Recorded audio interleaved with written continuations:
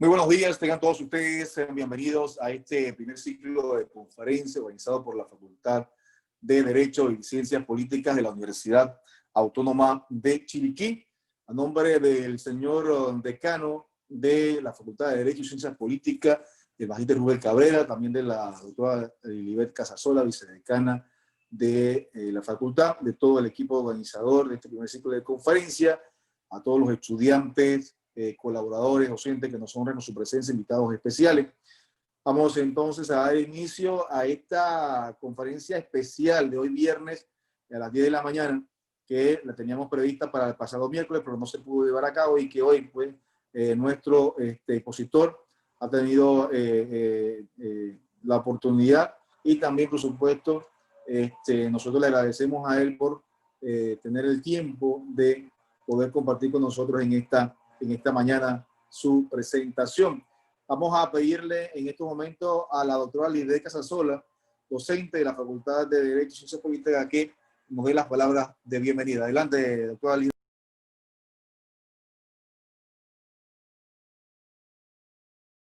Muy buenos días a todos los presentes en la sala virtual. Para nosotros es de gran orgullo contar con la participación del doctor Juliano Mazzanti en la mañana de hoy, con un tema tan interesante como es el derecho a la petición, tema que muy veces o muy pocas veces es tratado en nuestras aulas de clase, pero hoy con un experto como el doctor Mazzanti vamos a profundizar, hacer un recorrido histórico, también verlo en el ámbito nacional e internacional. Es un tema muy grato para nosotros poder compartir con ustedes, así que como lo dijo muy bien Juan Carlos, a nombre de nuestro decano, el magíster Rubén Cabrera, de nuestra vicedecana, la doctora Lilibet Casasola de Vázquez, del equipo organizador, de los invitados especiales y los estudiantes que están aquí con nosotros acompañándonos tanto de la Universidad Autónoma de Chiriquí como de otras universidades, le damos las más cordiales de las bienvenidas, doctor Juliano.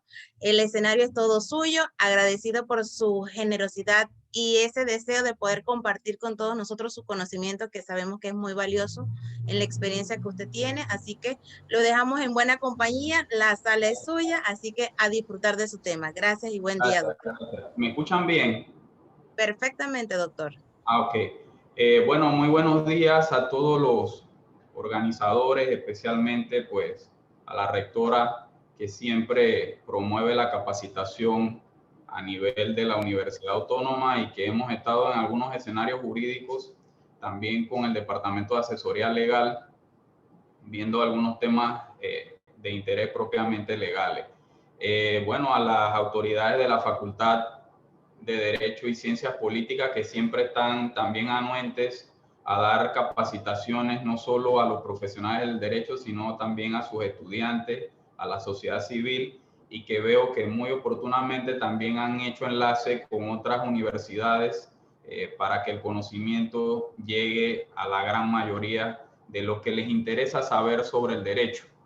Y esta frase me da la oportunidad a mí de poder iniciar diciéndoles que la Procuraduría de la Administración, muchos quizás la confunden con la Procuraduría General de la Nación.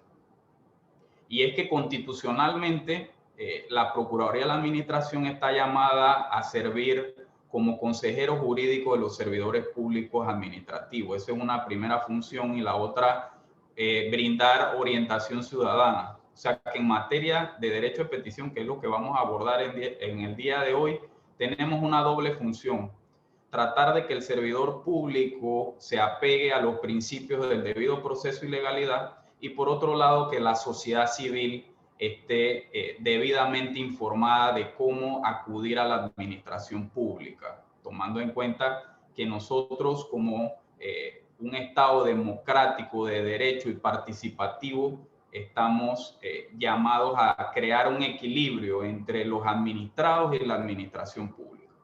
Y una tercera función, una vez nosotros orientamos a los servidores públicos y orientamos a la sociedad civil, entonces servir de fiscales, en este caso vigilar la conducta de los servidores públicos para que desempeñen sus funciones acorde a la Constitución, a la ley y a todo lo que ya hemos ido evolucionando normativamente, porque ahora hablamos de un bloque de constitucionalidad y un bloque de convencionalidad, que eso es un escenario distinto para hablar sobre el tema, pero es importante traerlo a colación porque en esta mañana yo les voy a presentar un tema interesante y que lo he diseñado como el derecho de petición, un análisis histórico, internacional y nacional. ¿Por qué les converso sobre los aspectos históricos? Parece increíble. Cuando yo inicié en el estudio del derecho administrativo, aproximadamente 10 o 11 años atrás, yo me iba o me refería directamente a la norma. Y como recomendación, creo que son uno de los primeros errores que nosotros quizás como profesionales del derecho es irnos solamente a analizar la norma de forma directa. Cuando escuchaba a Jaime Orlando Santofimio, magistrado de Colombia, la doctora Miriam Mabel Ibanega de Argentina, Andy Matilla, catedrático de la Universidad de La Habana, Cuba. Recuerdo a Juan Francisco Pérez Gálvez, también unas ponencias muy importantes a nivel de derecho administrativo global y constitucional, catedrático de la Universidad de Almería en España. Les confieso que me perdía en esa aplicación pura de derecho administrativo y constitucional porque estaba acostumbrado solamente a referirme a la norma. Es por eso que en esta ocasión yo he diseñado 3 escenarios y para ello vamos a dar inicio.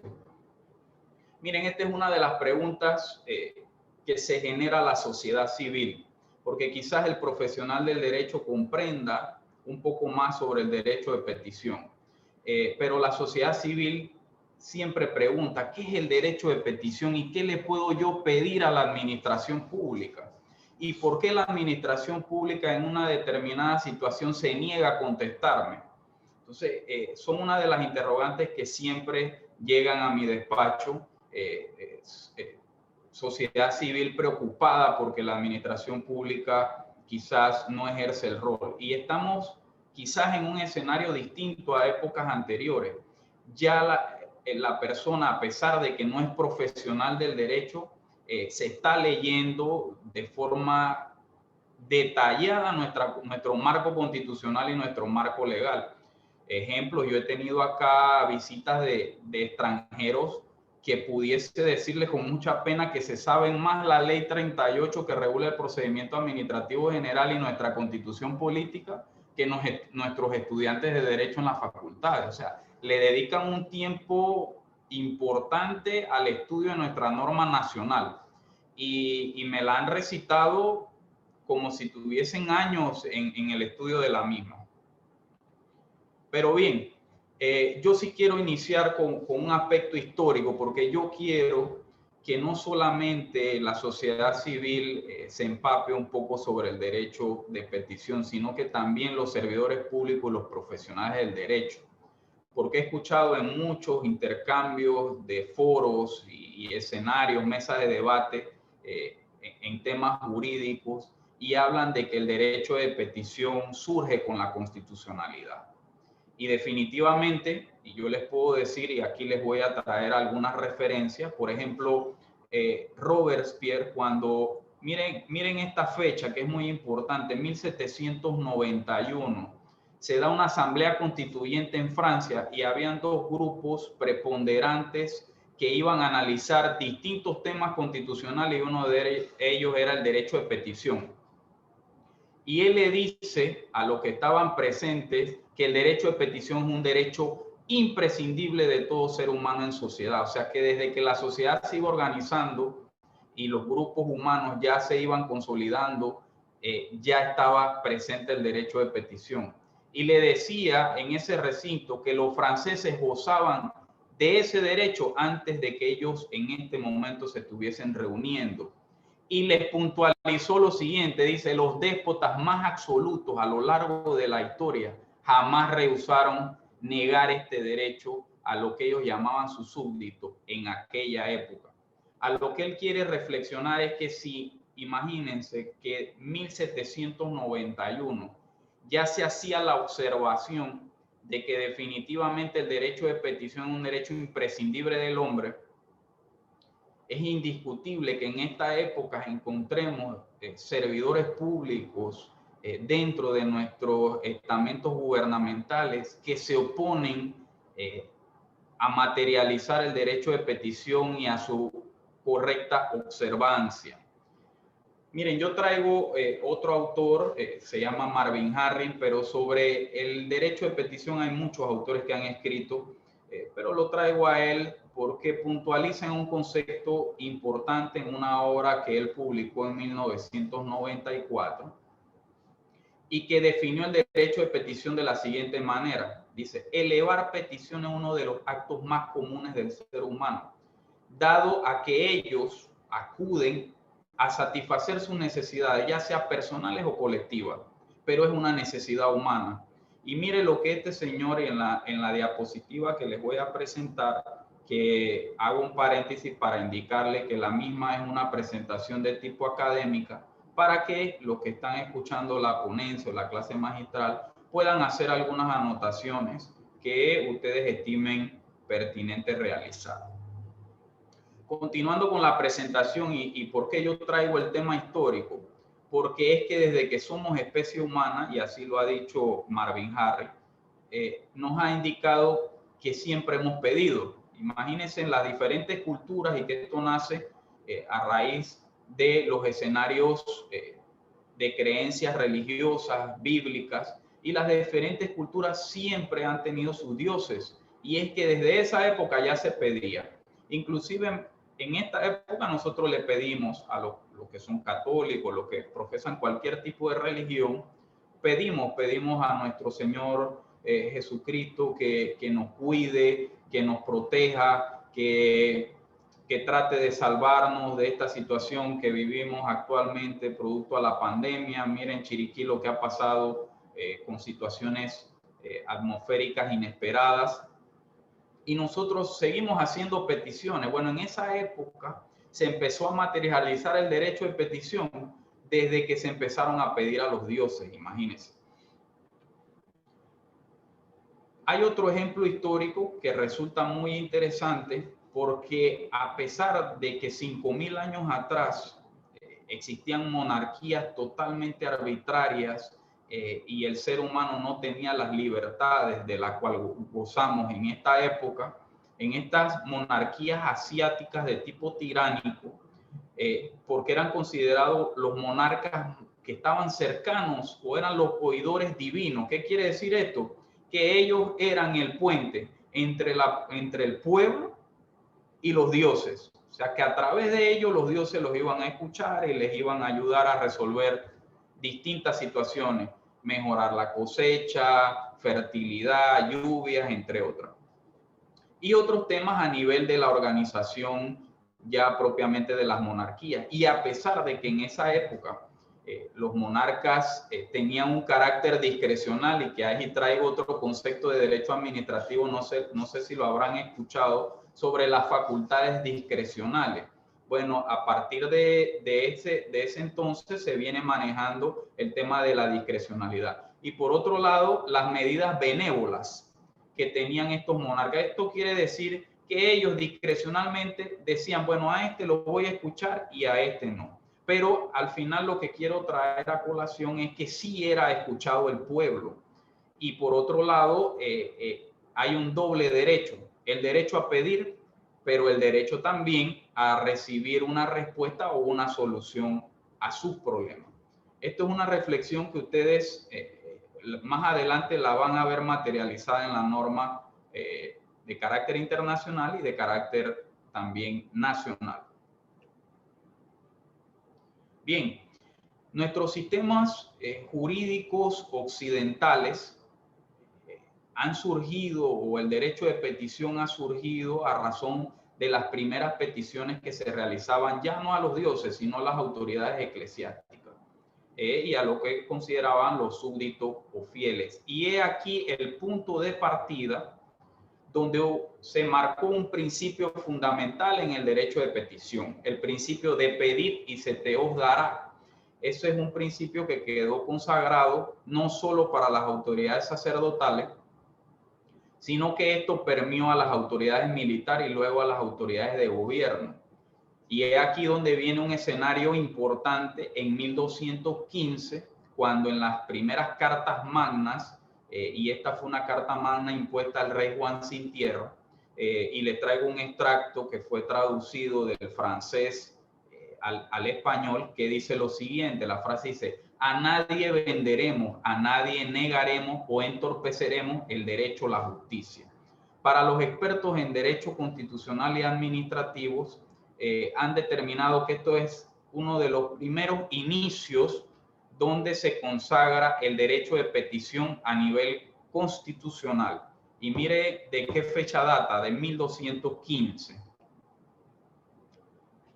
Ahora bien, una vez nosotros hemos pasado este análisis histórico para que se comprenda cómo se ha ido materializando el derecho a pedir o el derecho de petición a lo largo de la historia, es prudente entonces comenzar a analizar nuestro derecho internacional.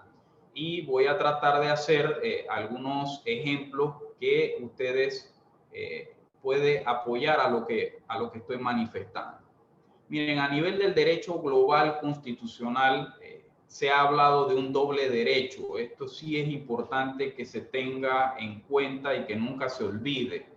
El doble derecho radica en el derecho que tiene el ciudadano de pedir a la administración pública o de pedir a los entes de poder dentro de un Estado democrático de derecho. Pero no es el único derecho que está siendo consagrado a nivel global constitucional, sino también el derecho a recibir una respuesta producto a su petición, indistintamente que sea una respuesta negativa o positiva, dependiendo del análisis que se haga, pero se debe dar una respuesta. El ciudadano tiene el derecho imprescindible, no se debe olvidar de que él debe ser informado sobre todo de cómo está el estatus de su petición, dependiendo de si es una petición que debe demorar un tiempo determinado por algún tipo de investigaciones o por la complejidad de la petición, pero él debe ser informado. Yo puedo poner ejemplos de situaciones, sin mencionar instituciones públicas, que el servidor público se opone a informarle al peticionario cómo está el trámite o cómo se ha dado el trámite o cómo está evolucionando su petición. Se oponen rotundamente a dar mayor información al respecto, y es que es una obligación de la administración pública. Bien, miren, ante el derecho de petición existen dentro del escenario internacional, y ya se ha puntualizado, unos elementos imprescindibles y que yo voy a tratar de desarrollarlos al respecto. El primer elemento que tenemos es una redacción por escrito. A lo largo de la historia, nosotros hemos podido ver cómo la escritura ha sido el eje preponderante en los distintos poderes del Estado, ya sea en el Poder Judicial, donde usted pide resolver una situación de tipo agraria, de tipo familiar, etcétera, pero se requiere la escritura para poder realizar determinado tipo de petición, igual a la Asamblea Legislativa y sobre todo al Poder Ejecutivo. Esto ha ido evolucionando y yo sí debo traer a colación el hecho de que estamos incursionando en un gobierno digital. Yo los exhorto a leer la ley 144 del 2020. Es una ley reciente que promueve la digitalización de algunos procedimientos en la vía administrativa y que pues los hemos podido ver, por ejemplo, como el registro público ahora te pide una certificación con código QR y tiene el mismo efecto jurídico que una certificación de carácter personal o impresa. Entonces, no quiero que confundan el tema de la escritura con estos nuevos abordajes que vamos incursionando en tema de gobierno digital. Pero la escritura sigue siendo preponderante en las solicitudes que se le hagan, ya sea a la administración pública, como lo he explicado, a un escenario de poder, de cualquiera de los poderes del Estado. Miren, en cuanto al idioma español, quizás a nivel nosotros nacionales quede claro, pero yo sí he tenido distintos escenarios. Recordemos que en Panamá tenemos un crisol de razas. Yo he tenido en mi oficina personas norteamericanos que me han hecho peticiones en el idioma inglés. Y yo sí les he recordado que el idioma oficial enmarcado en nuestra constitución política es el idioma español.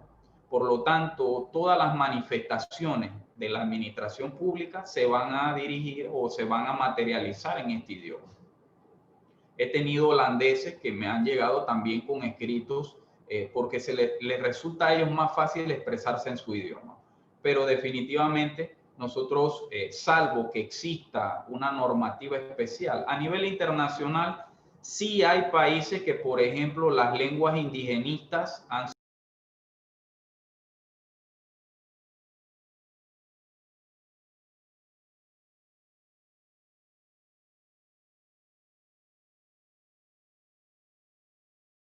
Su micrófono, doctor Masanti, no se le escucha, su micrófono está apagado.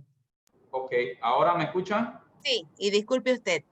Sí, no se preocupe. Gracias por la observación porque así no me extiendo sin que los que están participando me escuchen.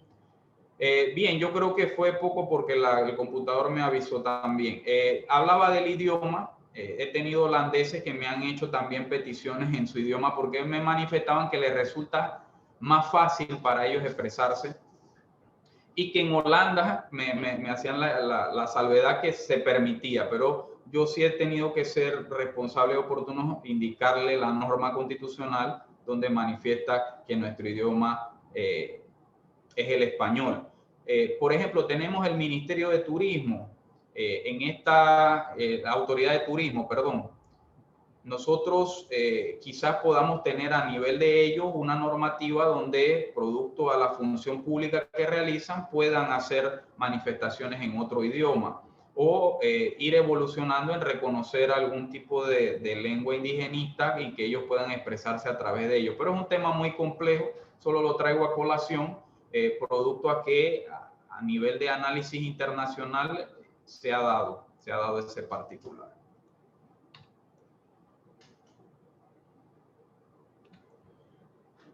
Bien, distintas cortes de supremas de justicias han determinado, y esto sí yo considero que es un punto importante, que la petición deba hacerse de forma clara. Porque, y se ha dicho a nivel de distintas jurisprudencias, que resultaría incongruente con el objetivo del derecho de petición. Y el objetivo del derecho de petición es que se le sea resuelto o que su necesidad sea satisfecha.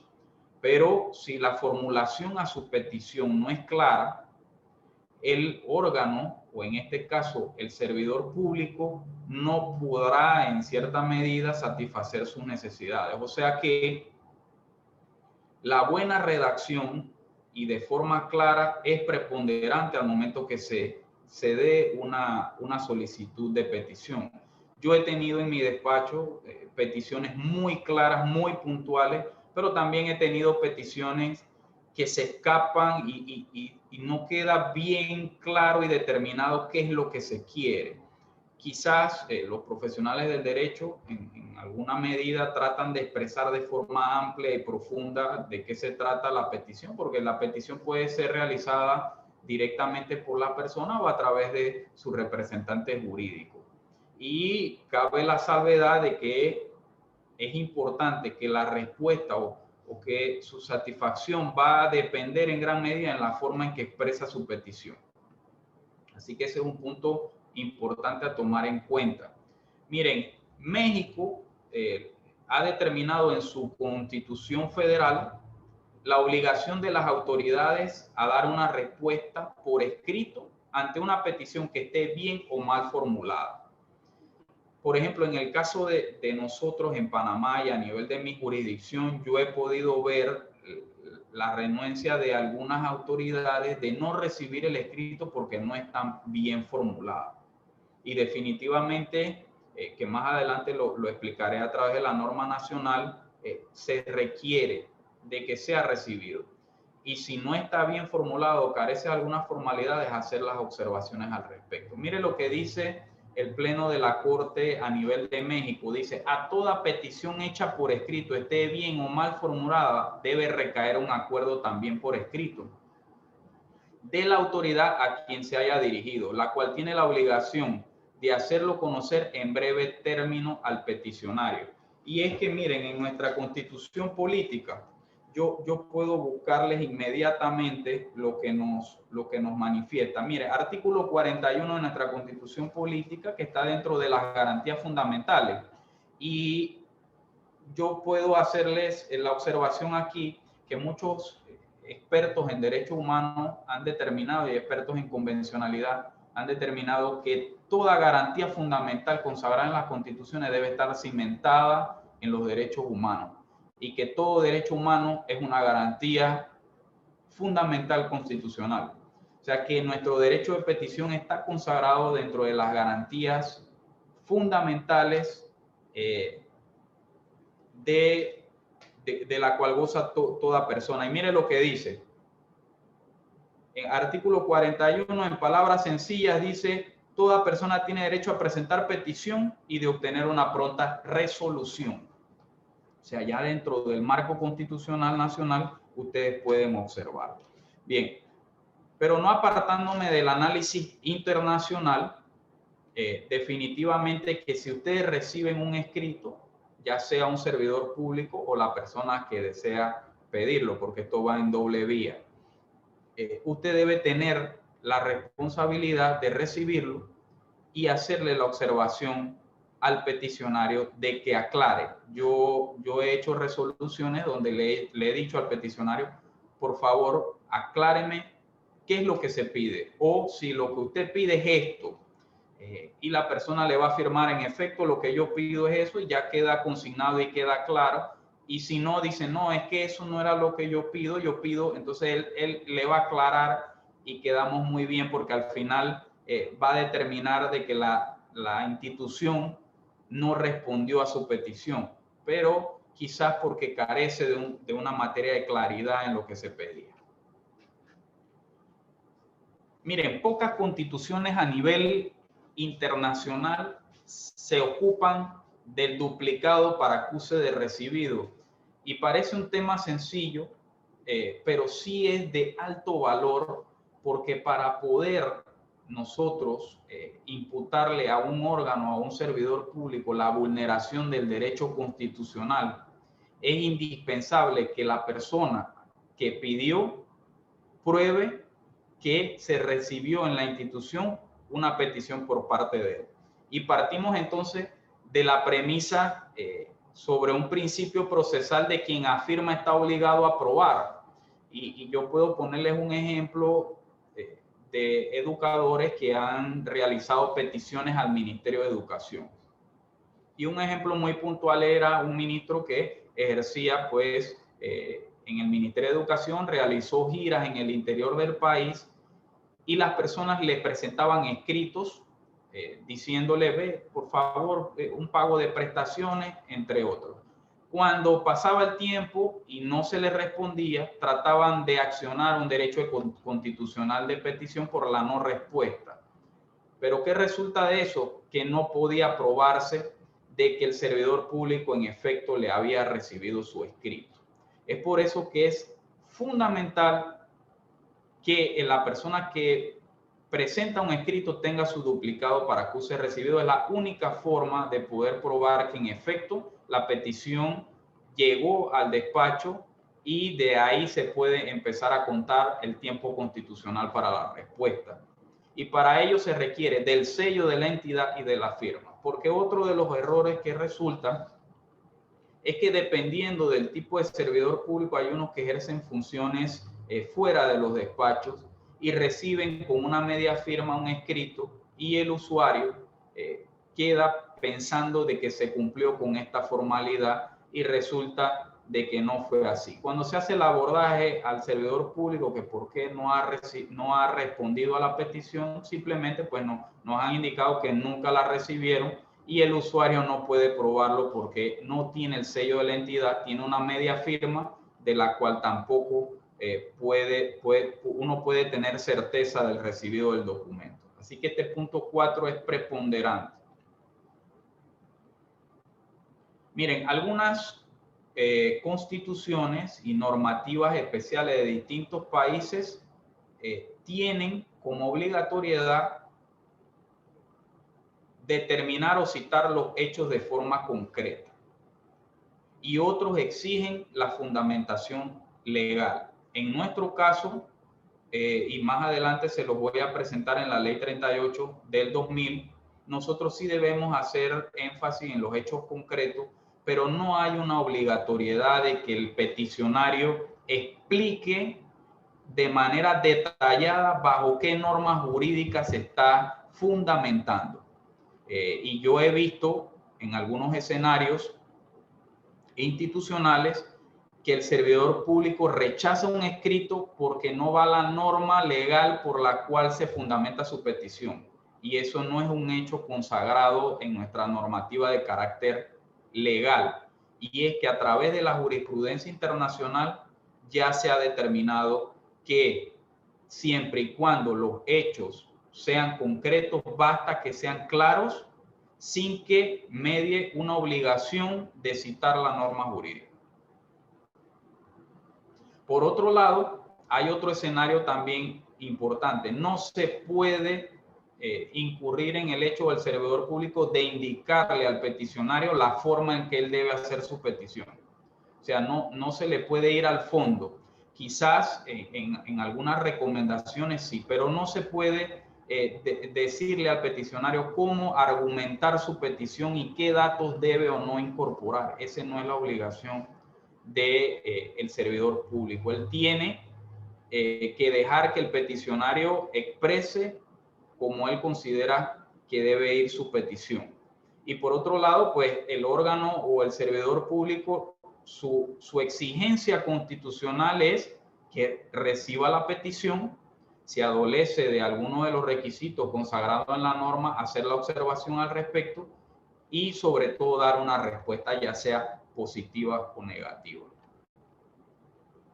Hay otro punto importante y todos estos puntos que yo he ido desarrollando están consignados en nuestra norma nacional. Por eso es que he ido explicándolo cómo a nivel internacional también se maneja el mismo lenguaje y a nivel nacional básicamente ustedes van a ver que se trata de lo mismo. Pero es una explicación utilizando las herramientas académicas y también la normativa jurídica.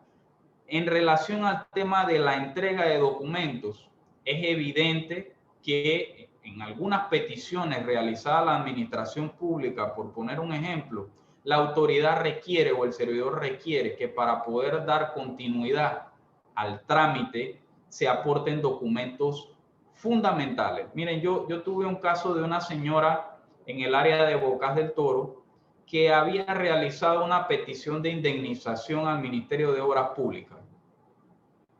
Pero el Ministerio de Obras Públicas requería del título de propiedad de la señora para hacer una evaluación a nivel administrativo antes de pasar a la vía jurisdiccional.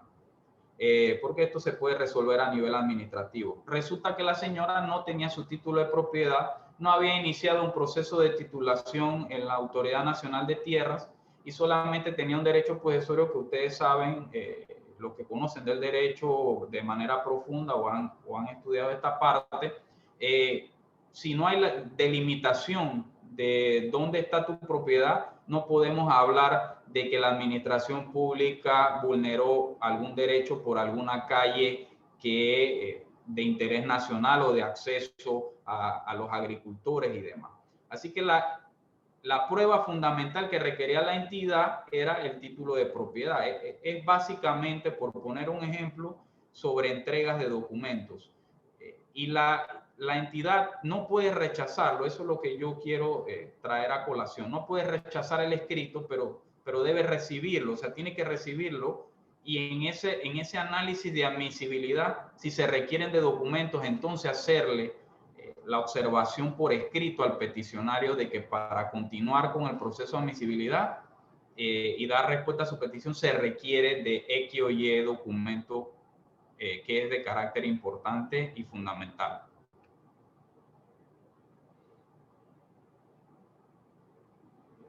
Ok.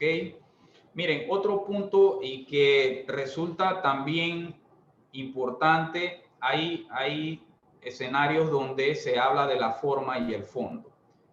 Por ejemplo, si el escrito viene dirigido a mi persona, esté bien o mal escrito mi nombre, yo lo recibo. Yo he visto entidades que es solo con el hecho de que el nombre del director no esté bien escrito, no reciben el documento, a pesar de que esté dirigido a la dirección, al departamento que corresponde. Y por otro lado, pues nos encontramos con una materia de jurisdicción y competencias. Es fundamental poder hacer la petición a la competencia a la que corresponde. Si es al Ministerio de Ambiente, debe ir dirigido al Ministerio de Ambiente. No se puede presentar una petición a la SEP y la SEP no tiene nada que ver con esto, lo tiene que ver el Ministerio de Ambiente. Entonces, es importante dirigir la petición al órgano servidor público de la cual debe tratar la situación. Eso por un lado. Y por el otro, es importante, y lo pongo abajo en la presentación, existen peticiones al ente público y peticiones a un ente privado que presta un servicio público.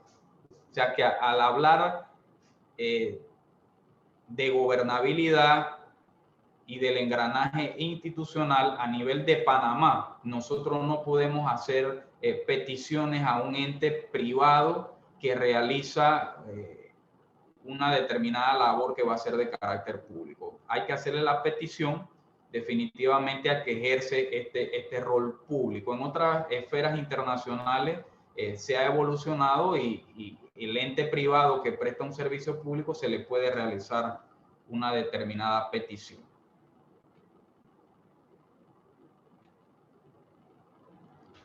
Bien, la firma del peticionario. Un escenario importante porque yo me he topado con escritos de la cual carecen de algunos elementos para poder proceder con la admisibilidad. Y voy a primero explicar sobre la firma y le voy a poner unos ejemplos importantes. El escrito debe estar el nombre completo de la persona y su rúbrica, porque al momento de firmarla se puede atestiguar que la persona que pide es el autor de lo que está pidiendo y por otro lado aprueba el contenido de todo lo que se pide. O sea que la firma es importante, pero aquí hay que analizar un tema. Yo he tenido usuarios que han venido a pedir y realmente no es la persona titular, no sé si me explico. Como hay personas que son muy hábiles en la elaboración de firmas, han tratado de presentar un escrito a nombre de su hermano, de su esposa, para que se le dé una información determinada y resulta de que él no es el sujeto de la cual va la rúbrica. O sea que hay que tener una verificación con la cédula del individuo para garantizar de que efectivamente el que firma es el que pide. Y por otro lado tenemos también escritos que mencionan a muchas personas, pero la administración pública no tiene la obligación de responder a todas las personas mencionadas en el escrito, salvo que sea un derecho subjetivo vulnerado, consagrado en la Ley 38 del 2000 y se requiere de que este tercero se involucre dentro de esta petición. Pero como regla general, a la persona que se le responde es él al que materializó este derecho de petición. Otro de los puntos es señalar el domicilio para las notificaciones. Hay usuarios que manifiestan de que no se les notificó, pero cuando se le revisa la documentación, la notificación no se pudo realizar porque la dirección o el domicilio que consagró en su escrito no es exacto.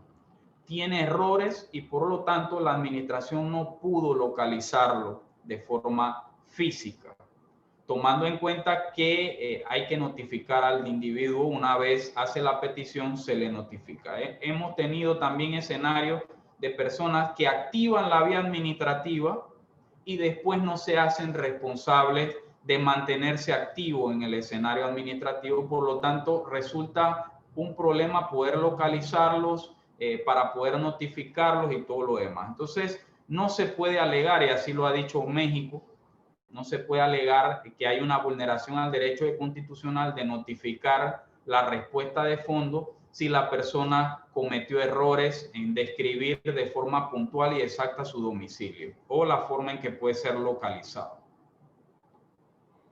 Bien. Ustedes pueden ver a través de todo lo que yo les he explicado a nivel histórico internacional cómo ya entonces el derecho de petición se va consagrando en el bloque de convencionalidad o en las normas convencionales. Y en la Declaración Americana de los Derechos y Deberes del Hombre, mire lo que dice. Toda persona tiene derecho a presentar peticiones respetuosas a cualquier autoridad competente, ya sea por motivo de interés general o de interés particular, y el de obtener una pronta resolución. Y es que aquí yo me voy a la norma constitucional, y que yo se las voy a presentar más adelante, pero la norma constitucional básicamente es una transcripción de lo que la norma internacional ha determinado. O sea, cuando hablo de la norma nacional, nuestro artículo 41 constitucional es básicamente una réplica de este derecho internacional. O sea que nosotros tenemos la misma norma consagrada en la Declaración Americana de los Derechos y Deberes del Hombre y el mismo escrito en nuestro derecho constitucional. Cuando yo les conversaba al inicio, en 1791, que se dio esa asamblea constituyente en Francia, bueno, en el 93 resultó esto, y nos vamos un poquito pues atrás en la historia, pero miren lo que se plasmó: el derecho de presentar peticiones a los depositarios de la autoridad pública, y estos son los servidores públicos que forman las filas de las entidades públicas, no puede ser en ningún caso prohibido, suspendido o limitado.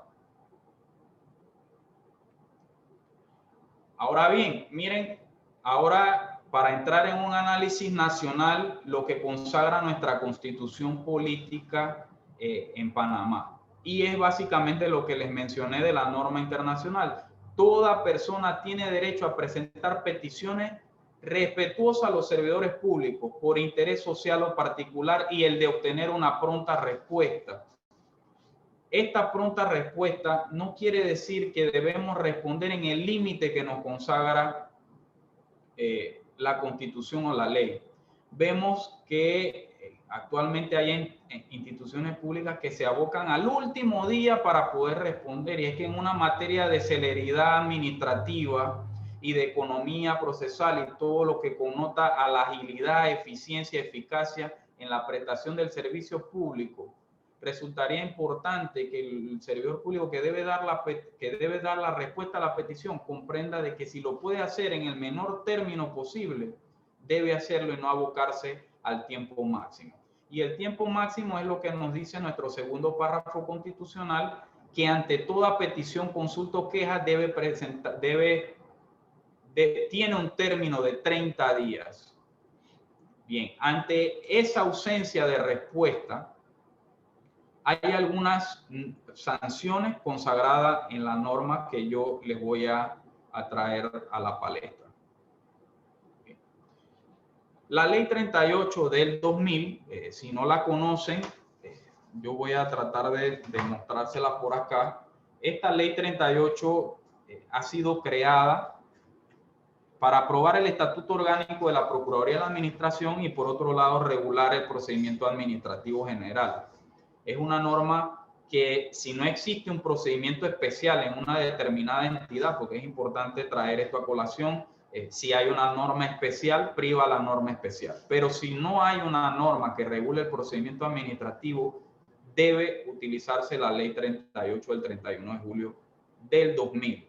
Que dicho sea de paso, ya se están haciendo unos análisis y que muy bien lo ha explicado el doctor Gasnel.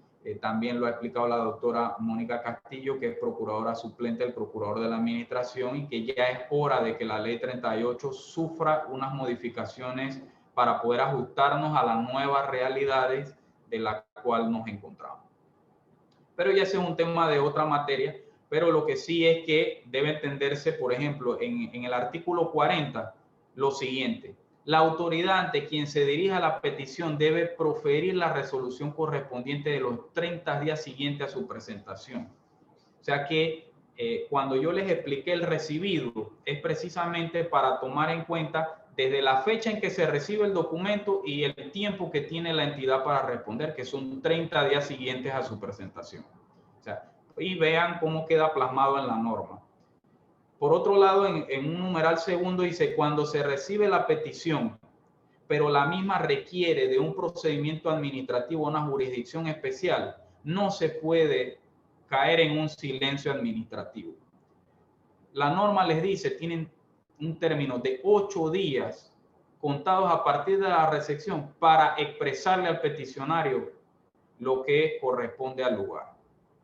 Y en un último punto, si la autoridad ante la cual se formula la petición no es la persona, no es el servidor público competente para resolverlo, tiene que realizar una resolución inhibitoria.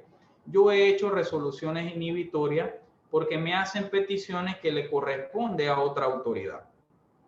Y definitivamente, pues, estaríamos en una extralimitación de funciones si se da una respuesta no teniendo la competencia jurídica para ello. Así que esto es un tema importante, pero hay que hacer la resolución inhibitoria. No se le puede decir solo de palabra: yo no soy competente para conocerlo, usted tiene que ir a tal lugar. Y por otro lado, la observancia que al decretarse una resolución inhibitoria por carencia de competencias para resolverlo, debe remitirlo o declinarlo a la competencia que corresponde. Por ejemplo, yo he tenido peticiones que son exclusivas de la Comisión Técnica Distrital que vigila y supervisa a los jueces de paz, por poner un ejemplo. Y yo hago mi resolución inhibitoria haciendo una motivación del acto administrativo y remitiéndole a la competencia que corresponde. Les hablaba de las sanciones. La ley 38 del 2000 tiene sanciones puntuales al servidor público que se rehúsa a acatar las normas constitucionales sobre el derecho de petición. Y la primera es una amonestación escrita.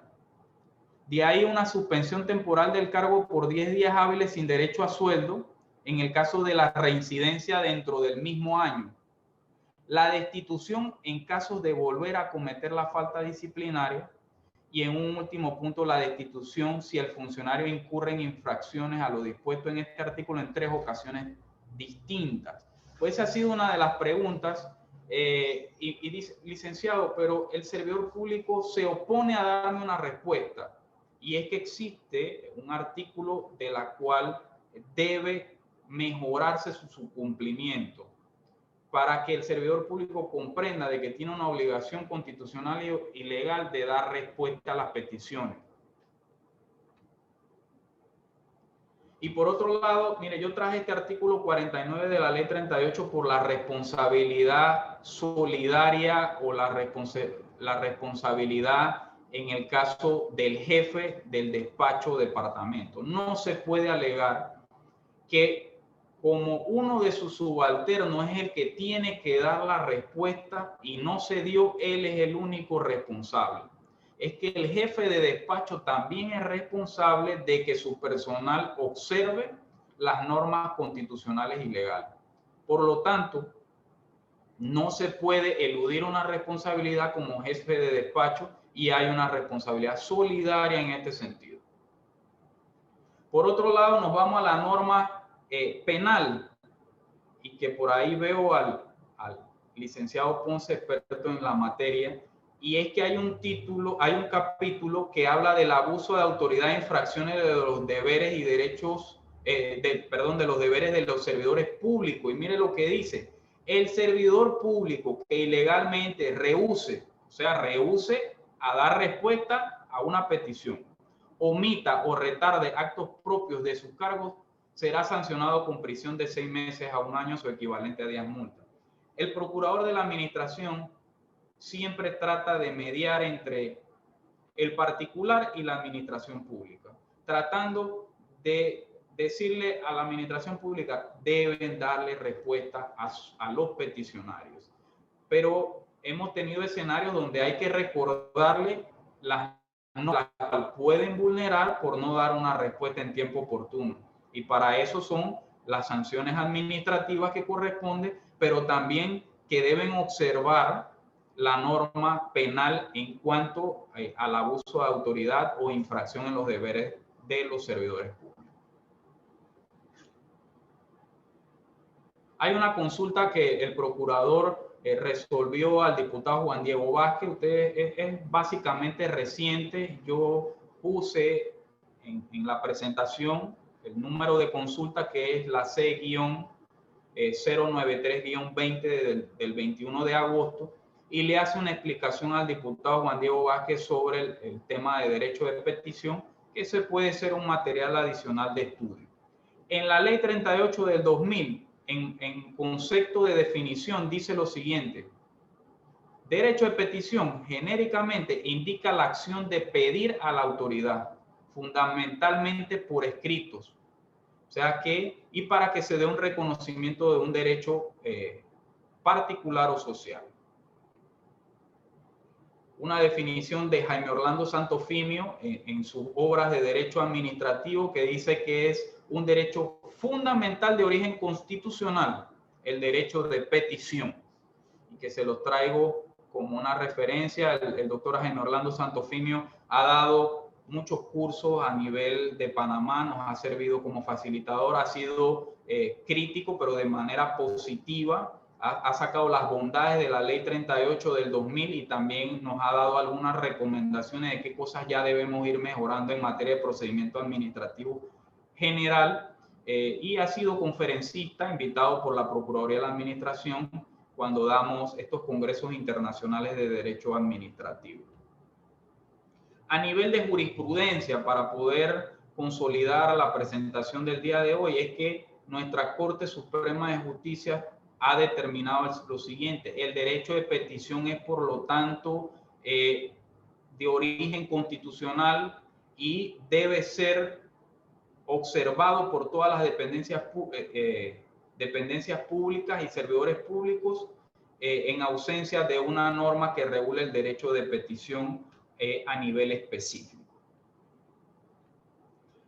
A nivel de la ley 38, y que yo les expliqué al inicio a través de un rango internacional, en el artículo 74, mire lo que dice: requisitos para el derecho de petición: funcionario o órgano al que se dirige, datos personales del peticionario, que es preponderante, lo que se solicita o pretende, lo que yo les mencioné. He tenido escritos que no sé qué es lo que se solicita o pretende y he tenido que hacer un escrito indicándole al peticionario que me aclare este punto que manifiesta la ley 38. Los hechos fundamentales y el fundamento de derecho, pero el fundamento de derecho no es un carácter obligatorio. Y si nos vamos directamente a la norma, mire lo que dice: fundamento de derecho de ser posible, o sea que no es una connotación obligatoria. Lo que sí es obligatorio es que la persona relate los hechos concretos, y que así lo dice nuestra ley 38. Relación de los hechos fundamentales en que se basa su petición. Y sobre todo acompañar de pruebas que van a ser fundamentales para el análisis que va a hacer una determinada institución. La fecha, el lugar, la firma del interesado es un elemento clave también. Bien, ya yo he culminado con este análisis histórico, internacional y nacional sobre el derecho de petición. Y quiero cerrar manifestándoles la importancia y a la vez la preocupación. La importancia de respetar el derecho de petición. Sobre todo que podamos comprender que estamos en un escenario de igualdad y que la administración pública debe siempre apegarse a los principios de legalidad, de debido proceso y demás principios del derecho administrativo. Debe ser observante no solo de la norma nacional, sino de la norma internacional. Panamá es uno de los países que más ha consignado normas a nivel convencional, y que resulta importante que nuestro derecho interno sea observante de las regulaciones tanto nacionales como internacionales. El servidor público tiene la obligación de hacer su trabajo de forma eficiente, de forma confiable y brindar un servicio público en los mejores estándares de calidad, de excelencia, y es por ello el tema del día de hoy. Yo le doy las gracias a la Universidad Autónoma de Chiriquí, en combinación también o en trabajo colaborativo con la Universidad UTEIMA, por tratar estos temas de derecho administrativo. El derecho administrativo, hasta que usted no ingresa a la esfera de las entidades gubernamentales, quizás se desconoce muchas de las profundidades, pero el derecho administrativo es importante en todo el escenario estatal y debe mantenerse un estudio permanente de él, porque al igual que los demás escenarios jurídicos, siempre está en constante cambio, y una de estas es, por lo que les mencioné, del gobierno digital. Estamos mejorando la respuesta que da el sector público a la ciudadanía, incorporando medios digitales. Y la prueba es que ahora, miren cómo nos manejamos en este tipo de capacitaciones utilizando los medios telemáticos, producto a la situación que nos encontramos y que va a ser un escenario que llegó para quedarse. Así que, sin más que resaltar, le doy las gracias y pues cierro mi ponencia y la explicación que hemos hecho sobre el derecho administrativo, y dejo abierto a cualquier interrogante que los que participan de este curso tengan a bien formularme.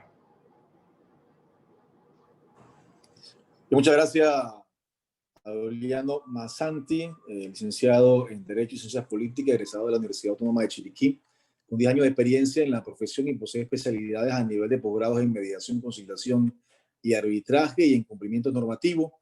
A nivel de maestría posee especialidades también en docencia superior, en Derecho Administrativo, y a nivel doctoral es doctor en Ciencias de la Educación, entre otros estudios realizados a nivel de diplomado, y que posee títulos en el sistema penal acusatorio, Derecho Administrativo, también en Derecho Administrativo con énfasis en Administración Pública, en Gobernabilidad, Gerencia Política, Gestión Pública, dictado por la Universidad de Panamá, en Derechos Humanos y Juicio Justo, en el Instituto de Estudios e Investigación Jurídica de Nicaragua, y en Educación Intercultural, dictado por el Gobierno de España. Ha estado con nosotros entonces, ha trabajado también en el órgano judicial, en los juzgados de circuito civil, fue abogado litigante y asesor legal de diferentes empresas nacionales e internacionales, y actualmente es el secretario provincial de la Procuraduría de la Administración en la provincia de Chiriquí, Bocas del Toro y la comarca Nava de Buglé. Queremos agradecerle entonces al doctor Masanti por su participación, y vamos a pasarle inmediatamente entonces a la doctora Lisbeth, que va a hacer las preguntas al doctor Masanti en esta mañana. Adelante. Reitero los buenos días a todos los participantes en esta sala virtual. Doctor Masanti, tenemos unas preguntitas interesantes para usted de los participantes aquí. Dice la primera pregunta. Sí. Buenos días, doctor Juliano. Ya que sus ejemplos fue relacionado con la justicia de paz, quisiera saber, en el caso de las juntas técnicas digitales que se encuentran inactivas o desintegradas, ¿cómo está regulando la Procuraduría de la Administración el derecho a petición en esos distritos? Ok. Miren, para poder dar respuesta a esa interrogante es fundamental que nosotros comprendamos el marco jurídico que ha regulado la justicia comunitaria de paz. Debemos comprender que cuando cambió de justicia administrativa de policía a justicia comunitaria de paz, se dieron unos cambios preponderantes en la norma. O sea que lo que estábamos acostumbrados a ver a nivel de esta justicia cambió radicalmente por algunas visuales de lo que en ese momento redactaron la norma.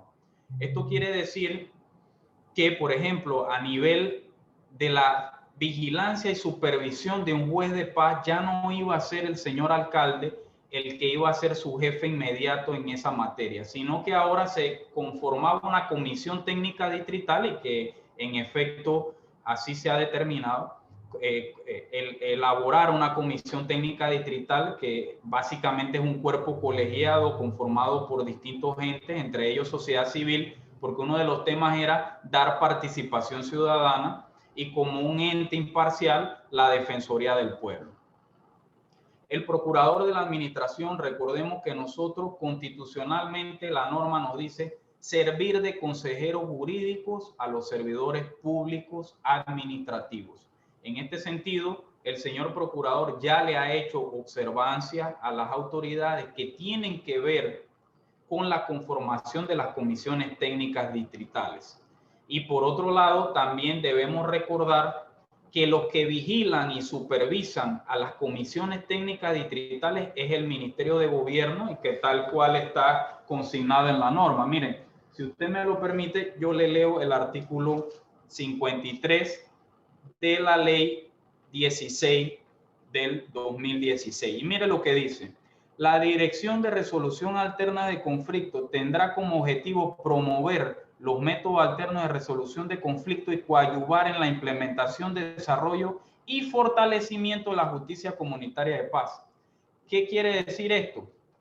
Que cumpliendo con el artículo 17, y que disculpen que me aborde un poco sobre el tema, pero es un tema interesante. Miren lo que dice a nivel de la vigilancia y supervisión, y es que le corresponde, artículo 27, perdón, le corresponde evaluar el desempeño de los jueces de paz a esta comisión técnica distrital, y que a su vez la comisión técnica distrital dice, las funciones de la comisión técnica distrital serán supervisadas por la Dirección de Resolución Alterna de Conflictos.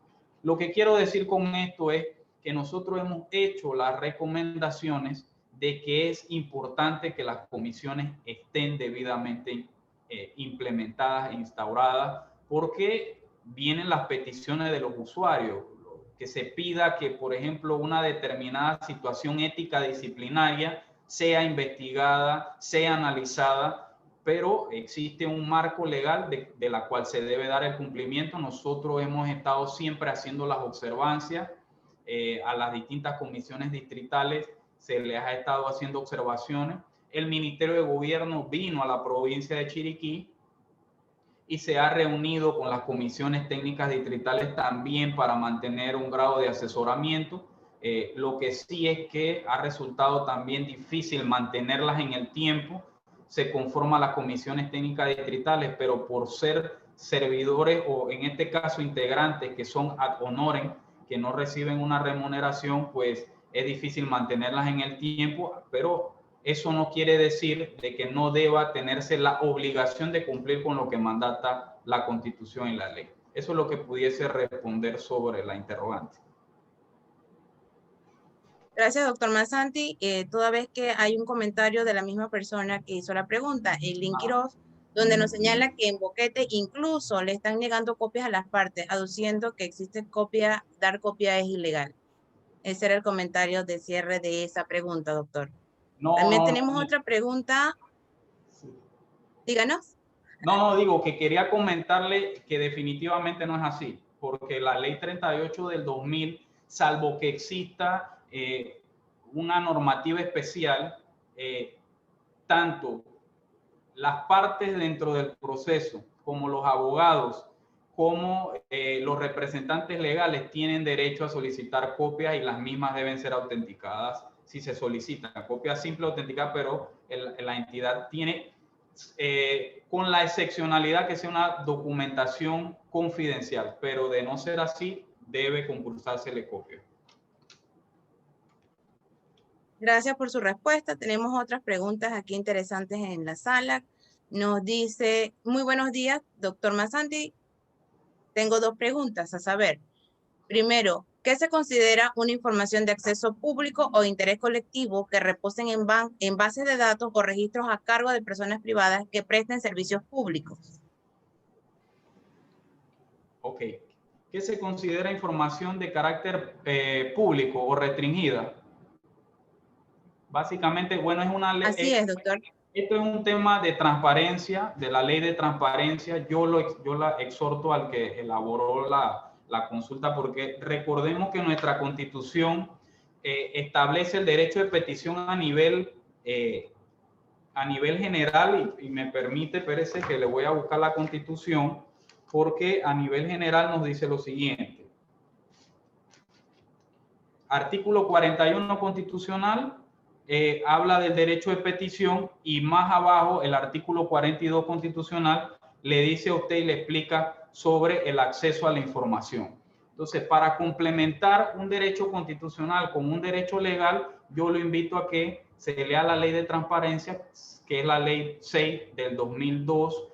También hay un escenario que traigo a colación, creo que en el 2013, si mi memoria no me falla, ANTAI, que es la Autoridad Nacional de Transparencia Internacional, ahora se le dio la posibilidad de que sancione al servidor público que se rehúse a entregar información que le es pedida y no tiene por qué rehusarse, y que no hay una justificación por el cual se rehúse.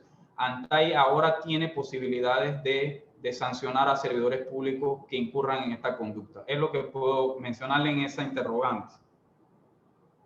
Gracias, doctor. Una pregunta más. Sí.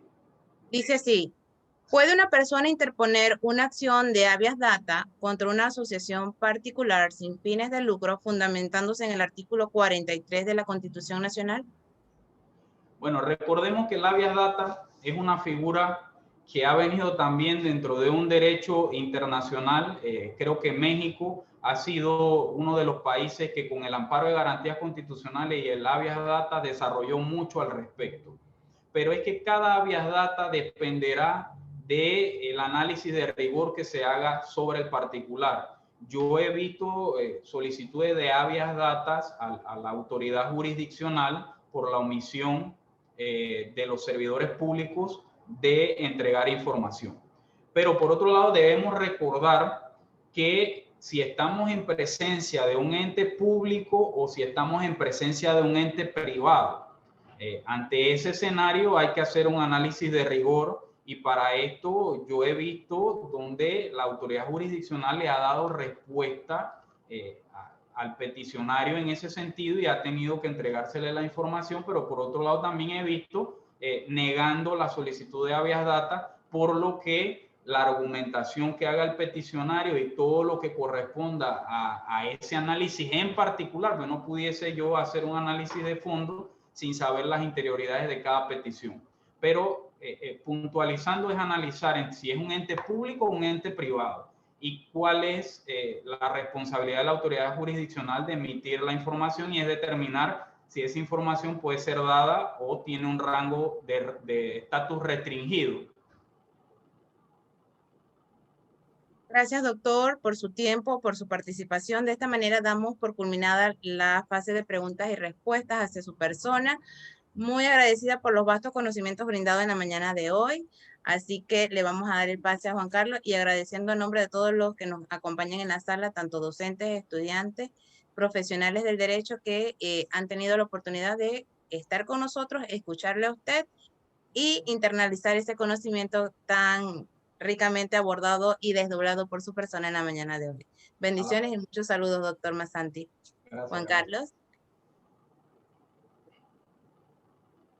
Muchas gracias a la doctora Lisbeca Gazola por la pregunta, doctor Masanti. Vamos a pasarle entonces a la doctora Vanessa Pitín, que va entonces a hacer el cierre de esta conferencia. Adelante, doctora. Buenos días a todos. Gracias, Juan Carlos. Buenos días, doctor Masanti. Un placer volver a verle por esta vía. Liz, muchísimas gracias.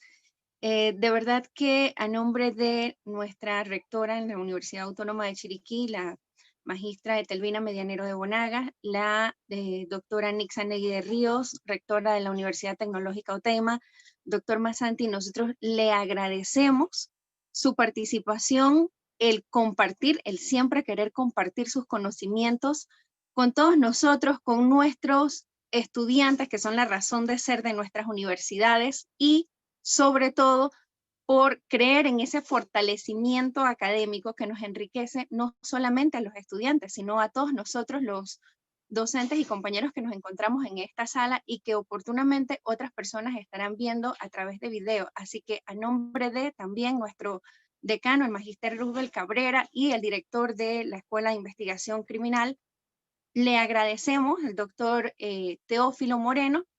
Muchísimas gracias Doctor Masanti, les esperamos a todos el día de mañana ya en el cierre de nuestro primer ciclo de conferencias virtuales en el que tendremos al comisionado Aldo Macri. Así que de esta manera clausuramos. Juan Carlos, tienes el uso de la palabra. Muchas gracias, doctora Vanessa Pití. Entonces, haciendo el cierre de esta participación del doctor Masanti, muchísimas gracias a él, a todas las autoridades también, a todos los docentes y estudiantes que estuvieron con nosotros, invitados especiales. Que pasen un excelente día. Saludos. Buen día.